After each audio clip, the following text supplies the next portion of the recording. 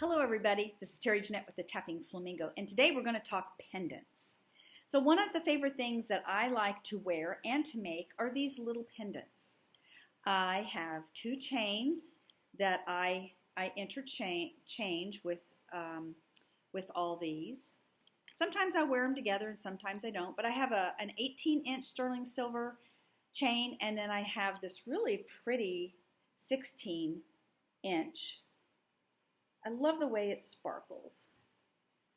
So what I have done here, I've grabbed a few of my little pendants that I have, and I kind of want to go through them, and then I'm going to show you how to make one of them.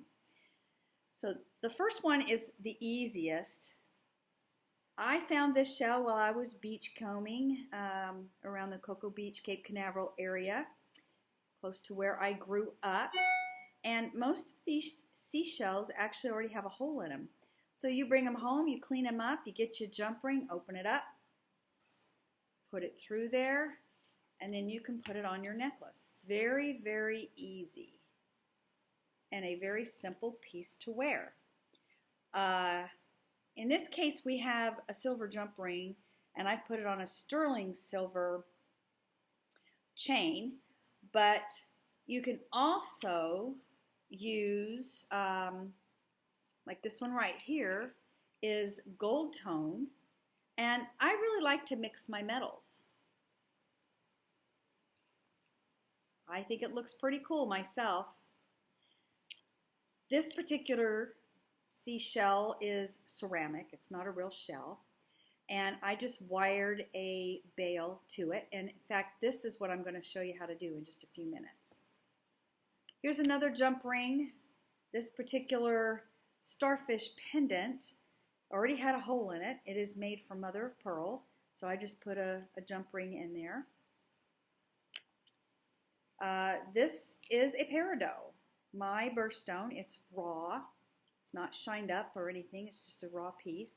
And I took copper wire and wired the peridot. And see, I think it looks pretty good with silver. This right here is a piece of sea glass that a friend brought me back from her trip in Massachusetts. I just wired it, put a little bitty hole there for my bail. And I actually have a pair of brown sea glass earrings that I wear with this that actually bought in the Bahamas. Here we have a guitar string that I recycled. I cleaned it up, wired it with silver tone wire, and then I added crystals and a wood bead. And then this bead right up here is actually called an end bead, and it is it's a brass color. So we already have mixed metals there, and I just hang it on my pendant or my necklace. This one right here, the hole goes from top to bottom, so I just put the wire in there and brought it up, made this bail, and made little squigglies on the back. Very simple. I did pretty much the same thing with this one too. I have no wire on the back here. And then these two, they're a lot like this one, except for they had a hole in, like their charms. So I just fed the wire through the charms, put some beads on there, and just wired them up. This one right here, this fan, I love it. My sister gave it to me. In fact, she gave all the ladies in our family, my other sister and my mom and I, one of these. Back the year I graduated, 1977, our family took a big, huge 6-week trip across the country. We went from Florida, we went all the way down the southern part of the United States going into Canada. Then we went into the San Diego area, went all the way up the west coast, cut over into Idaho, went into Canada from the Idaho Panhandle there, came on down through Utah, Colorado, and on back to Florida. we drove a red van pulling a pop-up camper, so we were truly hippies. Anyway, let me go get my supplies, and I will show you how to make this right here. One of the things I did forget to mention, this is a shell fragment. This is probably one of my favorite pieces to wear, and I love working with shell fragments. A lot of times I will put them on really pretty natural stones and crystals, but sometimes I just like to wear them like this, and I just wired it up, made a bail, and I have it on my chain. All right, let me go get my supplies and I will be right back. So these are the supplies that you need. You need wire cutters. You need flat nose pliers. You need something round. I like to use these pliers to make my bails. I usually use the bigger side of this. Sometimes I have used the smaller size. You could use round nose pliers. You could use a pencil. Whatever round thing that you have that is the correct size, you can use. Of course, you're going to need your pendant. This particular pendant is a natural seashell that I found while I was beachcombing in the Cocoa Beach, Cape Canaveral area close to where I grew up. Already has an existing hole, which is nice. And then you need wire. This particular wire I'm using today is 20 gauge copper. So the first thing you need to do is determine how much wire you need. So what I normally do is just put my pendant up on there, and I will bend it to see how much I need. And that's probably about right. It does not have to be exact here.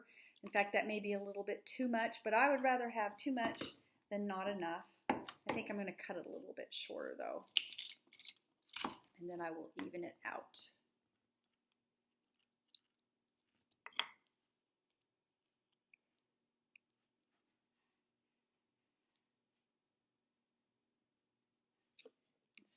Stick it back through there. Okay. So you have your pendant, your wire in the hole of your pendant. Next thing you're going to do is just going to cross your wires like so. And then I just start twisting. Sometimes when I twist, everything is just so perfectly uniformed. And sometimes when I twist, they're not exactly perfect and uniform. And that is okay, because when you go to the next step, all the imperfections will be hidden.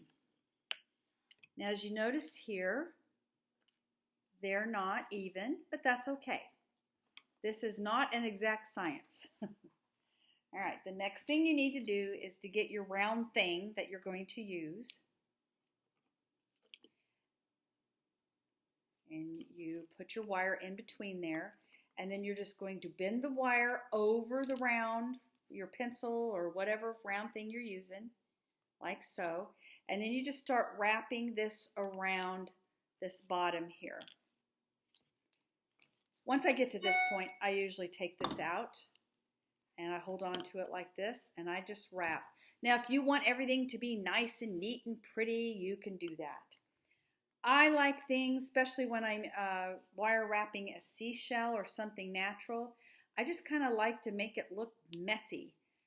I don't know if I've ever seen a nest, for example, a bird's nest or any type of nest that's perfectly shaped. So I kind of think of this as like a nest. I want it to have a nest look. All right, I am actually going to trim these off. Sometimes I just tuck them in there, which eventually you have to do that. But I just want to go ahead and clip them off, that side off. Still sticking out here. You want to make sure it's not sticking out because it will scratch your neck or clothing that you're wearing. But you just take your flat nose pliers and you're going to squeeze the wire into the mess there. Okay, I still feel it. I'm going to have to bring this closer to my eyes so I can see it. I just cannot. Sorry, I'm out of the camera, but okay. We have one more little piece out here, and I'm actually going to clip these off. And I'm going to squeeze these gently until they are no longer a scratch thing. But there you have your pendant, and then you can just put it on your chain. I'll have to go back through and make sure everything is secure. But there you go. There is your necklace. Like I said, I actually like the look of the mixed metals. So if you are using copper wire and you have sterling silver, that's fine. So that's how you wire wrap a shell, or it could be some other type of stone or piece that you have that has a top drilled hole in it. But that's how you wire wrap a bail to it so you can hang it on an existing necklace. I hope this is something that you will try. Let me know how it goes. Please give me a thumbs up and subscribe to my channel. And ring that little bell if you want notifications every time I post one. And most of all, y'all have a wonderful day. This is Terry Jeanette with the Tapping Flamingo signing out for now. Bye-bye.